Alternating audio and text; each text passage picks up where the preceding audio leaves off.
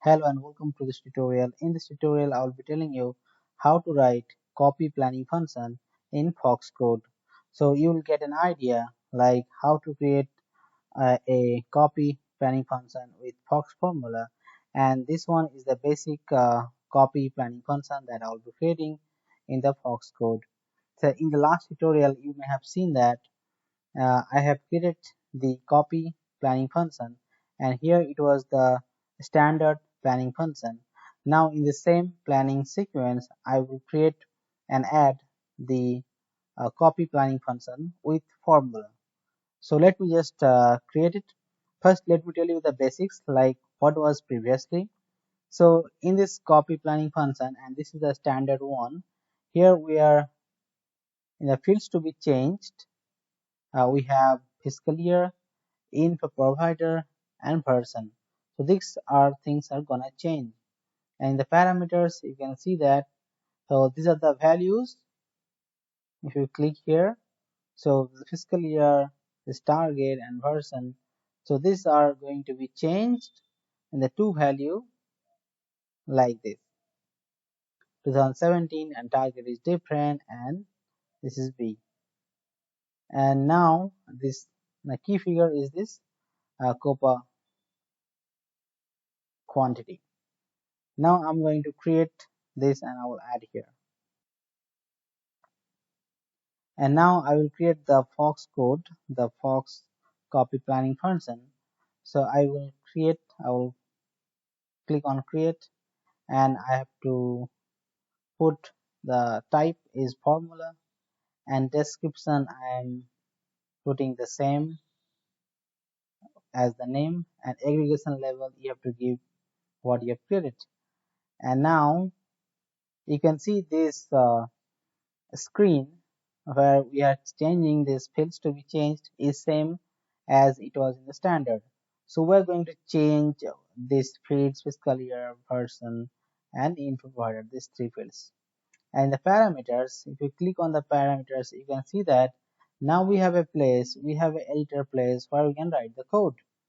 So either you can write the code, also you have an option called operands. So from here actually you can take the fields that you have put for the changed. The key figures, the by default it is coming at the top. So you are choosing this, the key figure you have, then fiscal year. So your fiscal year is 2016.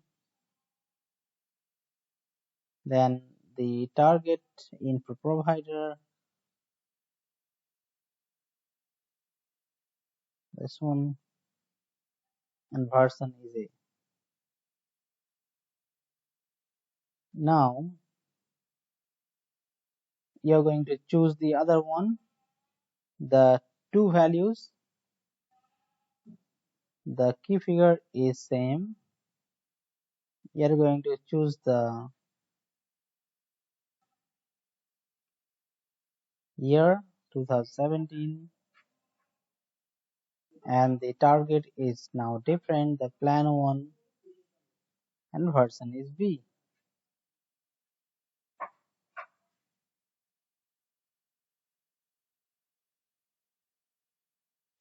Now this code you have to end with a this stop. Now here you can see that this data with version A for this key figure is actually transferring into this target.